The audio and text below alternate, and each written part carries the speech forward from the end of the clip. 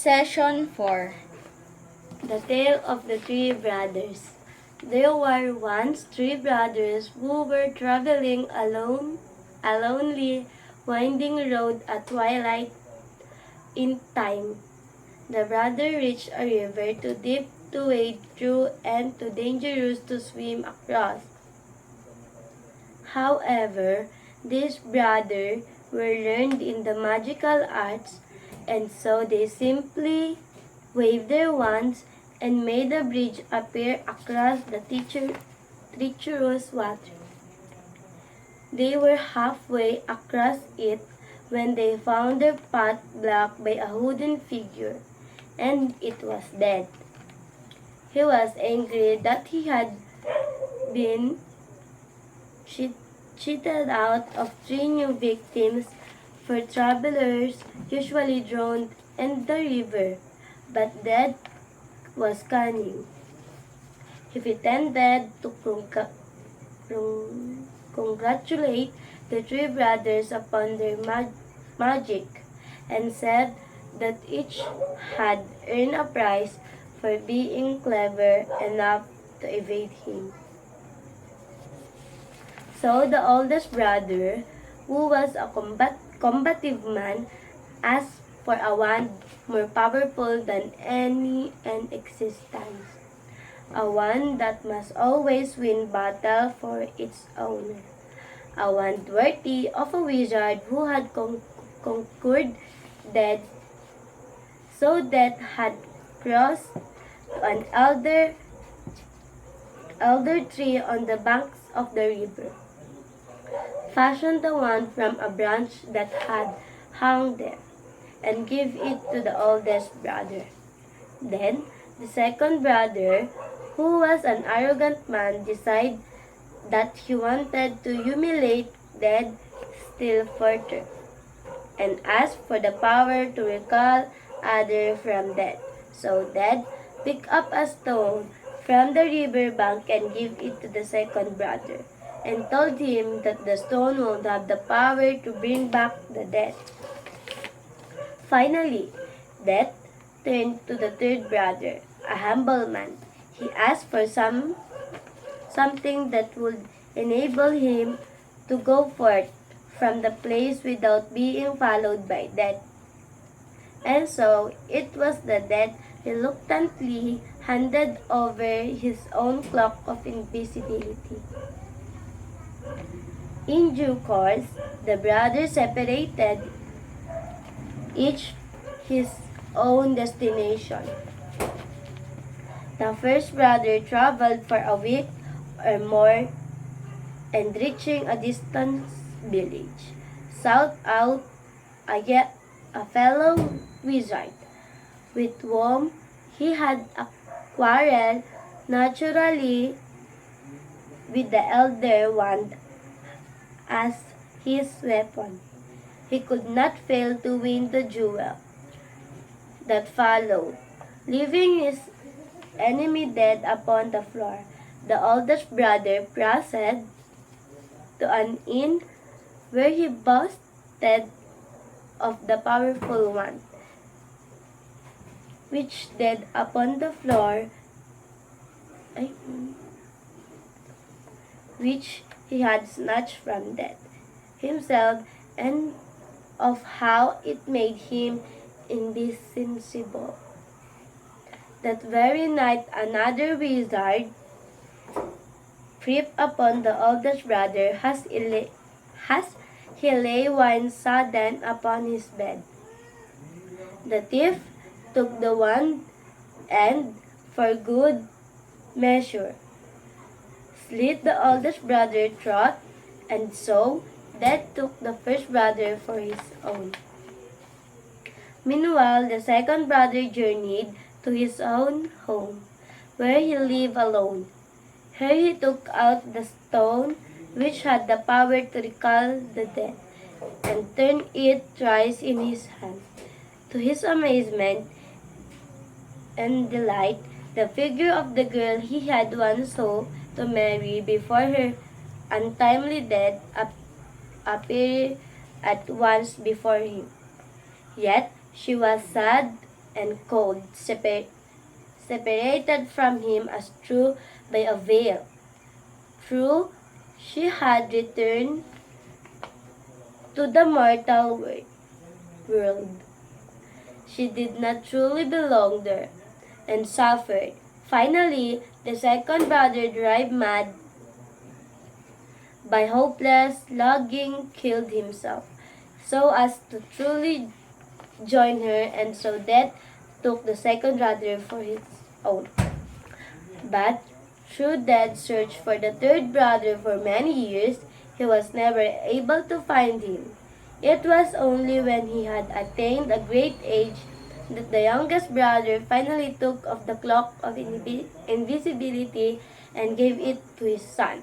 And then he greeted Death as an old friend, went with him gladly, and as equal they departed this life. So, next is attained or nakamit. Hanapin mo dyan kung saan talaga siya kabilang.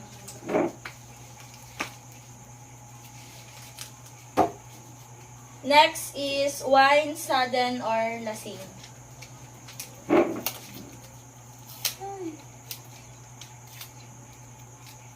Wine, sudden, or lasing.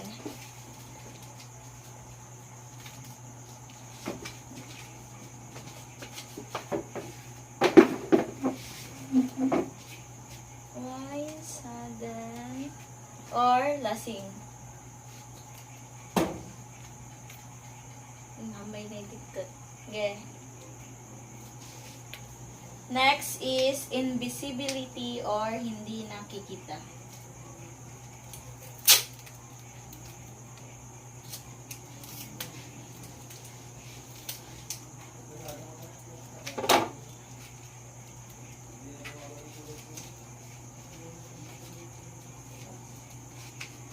Hindi nakikita or invincibility.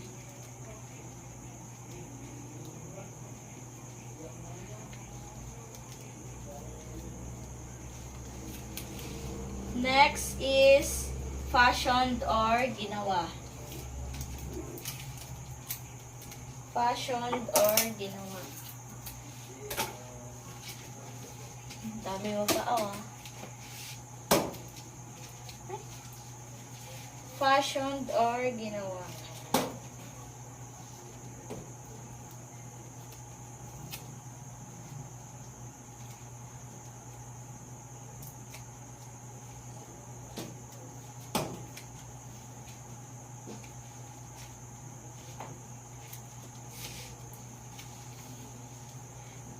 Next is existence or pag-iral.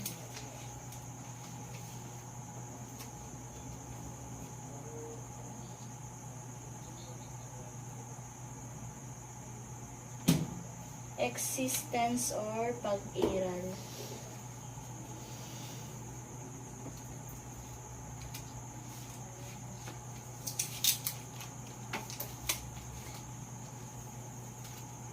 Next is combative or palaban. Palaban. Combative.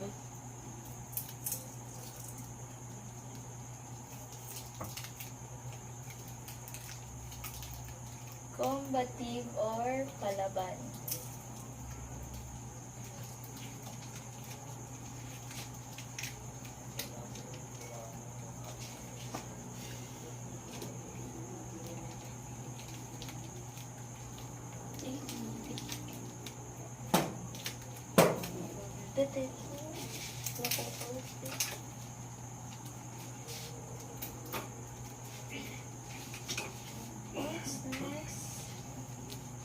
So, ang next natin is, tapos ka na? Treacherous or mapagtaksil.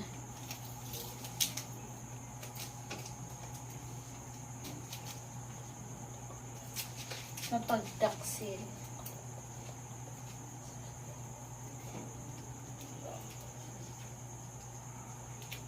Sakto ba? Ito yun eh, nakuhan. Ito yun, sagot. So, next is Dangerous or mapanganib? Mapanganib. Ah, dangerous or mapanganib?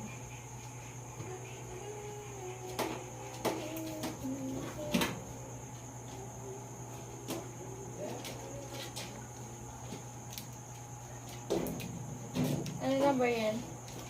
Sa 13? Next is conquered or nasakop. Ano ba? Pabalikin. Conquered or nasakop.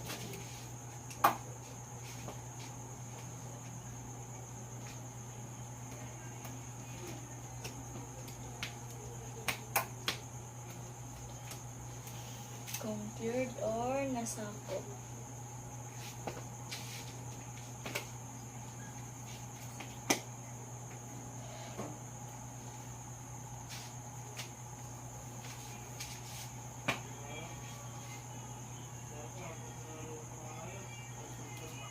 Number 12.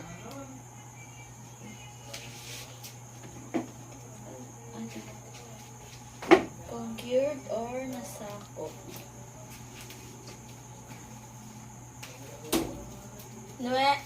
Next is twilight or takip silim.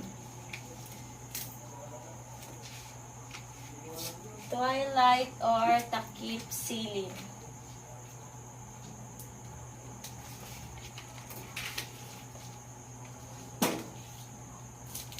Next is untimely or hindi napapanahon. Pasakan mo. Or hindi napapanahon.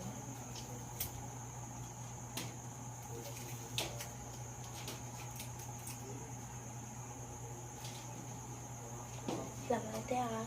Sige lang. Take your time.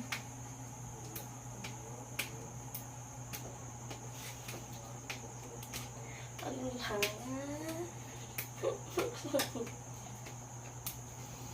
Napapanahon daw. Ano ate? May number 10 pa dyan o nakasingit. Ano yan? 10? 10. So, ang bakante pa is number 10, 7, 6, 4, 3, 2, 18, and 19. 18 and 19. Next is snatch or inagaw. Inagaw or snatch in English. Yung ino na kasi ito. Sagutin ko sana. Parang ba? Nagkasala pa ako. Pinasagutan ko sana ito kanina nalito ako. Kasi wala na ate. Di, hanapin mo na lang kung saan siya pwede. Ate. Last 5. Ate, nagagalit na talaga ako sa'yo. Amazement or pagkamangha. Nakakatatwa na. Amazement or pagkamangha. Ay. Ah.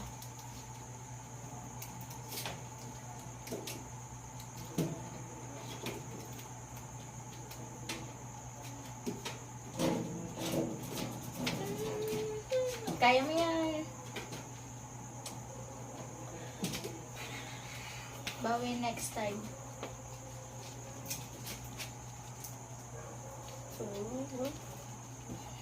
Dadaan pa kasi. Pag- Wala nang tape natin. Pagkamangha. Ito oh. Ito natin, okay na. Saan mo yan nilalagay? Saan mo yan ididikit? Sa dikit na ate. Pwede lang po. Di.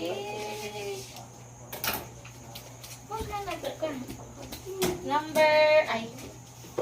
The next is cunning or tuso. Cunning or tuso. Ay. Tuso. Ano sa ko tsaka nakakakaw.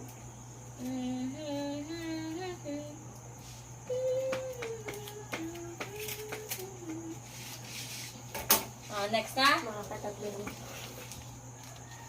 Arrogant or mayabang.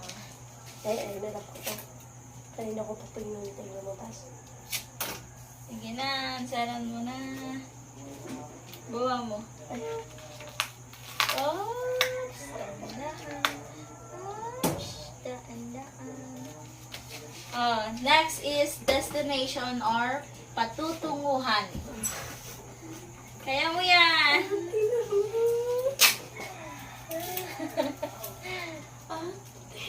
ate, ba't ganun ka? Wala akong ginagawa. Patutunguhan, last two. Nilipat ko yan. Last two na yan, last one na pala. Wala na ate, wala na akong choice.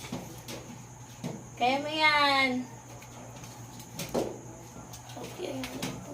Ate, po. Last but not the least, humiliate or hiyain. Wait pa na ate. Nilipat mo kasi tayo na yun na yun. Nadagya ka. Kahit. Check natin. Wait lang. Ate, Check natin. Sige, dito ka. Tignan natin kung may nakuha ka. Ate Alpa kasi ano-ano mo naman. Twilight. Takip silim. Ang ibig sabihin niya is, ang malambot at kalat na liwanag mula sa kalangitan kapag ang araw ay nasa ilalim ng horizon, pagkatapos ng paglubog ng araw o bago sumikat ang araw. So, check mo to. Ate Alpa, pag ako tatlo lang. Number 2, dangerous or mapanganib. Ang meaning niya is may kakayahan o malamang na magdulot ng pinsala o perwisyo. Ay, nasa sa baba. Ayun. Dangerous. Mali ka na. Ate Alpa, ayun naman sana yung madadali. So, treacherous. Nagkasala o may kinalaman sa pagtataksil o panlilinlang. Treacherous. Dapat may kadwan. Tatlo lang yan ate. Ay, oo, yan o. Conquered or nasakop, nadaig at kontrolado, isang lugar o tao sa pamamagitan ng paggamit ng pwersang militar. Nasakop. Ate, yun ang mali. Conquered. Mali ka na. Ikaw kasi ate, yun naman. Number 5, humiliate, hiyain, gawing kahiya-hiya at hangal ang isang tao, lalo na sa publiko. Day, sayang. Mali. Magkaiba. Sayang. Nasa baba. Number 6, destination or patutunguhan. Ang lugar kung saan pupunta o diba? ipinapadala ang isang tao o bagay.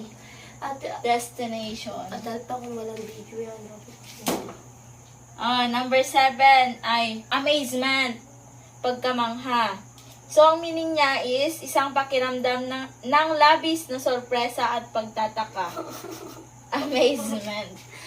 Ate Alpa, ba't ganyan ka? Ate Alpa. Number 8, invisibility or hindi nakikita. Ang kalagayan ng hindi nakikita. Invincibility, where? Pinawawala. Arrogant, treacherous, Ay, nasa dulo yun ate. Ay, no ate, oh. Ayun, oh. Saan? Ayun, ay, sa baba. O, diba? O, diba? Tama ako ate. May 3 ka na. Wala na ate. Ano ko naman eh. Attained or nakamit, magtagumpay sa pagkamit ng isang bagay na ninanais at pinaghirapan. Tama ako, ah? Uy, ate, tama Attained. ako. Ay, no. Oh, tama ako. Snatch or inagaw, mabilis na agawin isang bagay sa isang bastos o sabik na paraan. Eh, ate. Kasi, Snatch. ay, no ate. Yan, oh. Yan na yan. Mali. So, quarrel, pag-aaway, isang galit na argumento o hindi pagkakasundo. Karaniwan sa pagitan ng mga taong karaniwang may magandang relasyon. So, yung quarrel Ay, yon. no ate, oh. Mali. Nakita mo na? Handa. Pagkakain nila ko eh. Fashioned or gumawa o humubog ng isang bagay gamit ang isang particular na pamamaraan o kasangkapan. Fashioned. Okay. Wine, sudden, or lasing. Basa sa alak. Oh, Diba? Sabi na eh. may 4 ka nang nakuha. Ay, 5 ka nang nakuha. Passing score ate, 5. Untimely. Hindi napapanahon. So, nangyayari o ginagawa sa hindi angkop na oras or wala sa panahon. Ate, ano mali? Untimely. Number 10. So, reluctantly, sa isang ayaw at nag-aalinlangang paraan. Ano na yun ate? Reluctantly. Uy! Sa isang ayaw at cunning, tuso. Sa Tagalog, ang pagkakaroon ng pagpapakita ng kasanayan sa paggamit ng mga layunin ng isang tao sa pamamagitan ng paglilinlang o pag-iwas. Mali. Ate, passing score dyan, di ba 5? Hindi. Ano yun? Existence or pag-iral. Ang katotohanan ng kalagayan ng pamumuhay o pagkakaroon ng layunin ng nakatotohanan. So, existence. Mali man. Madaya ka. Arrogant or mayabang. Ang pagkakaroon o pagpapahayag ng isang labis na kahulugan ng sariling kahalagahan o kakayahan. Mali yan ang sir mo ate. Dapat mapagmataas sa sarili mo. Yung Arrogant. nga, mapagmataas, pwede naman. Pwede nga. Arrogant nga. Ay. Ano ko mali? Oh, 7 na. 3 na lang. Pasado na ako. Drone. Mamatay sa pamamagitan ng paglubog at paglanghap ng tubig or nalunod. Wala na ate. Wala namang drowned ako na. Wala ba? Wala. Wala akong drowned na ina. Ano oras ang mali? Sakto ate, no? Ano, 1, 2, 3, 4, 5, 6, 7. 1, 2, 3, 4, 5, 6. 1, 2, 3, 4, 5, 6, 7, 8, 9, 10, 11, 12, 13. 14, 15, 16, 17, 18, 19. Ako nga. Saan pa? Ako. Sige na nga. Consider. Oo, tama ako din ate. O, yan o, sakto 18. Oh, combative. Yan. Combative o sa Tagalog palaban. Handa o sabik na makipag-away o makipagtalo. Mali. 1, 2, 3, 4, 5, 6, 7, 8. 8 lang. Madaya ka kasi ate. Wala. Hindi ka nakapasa.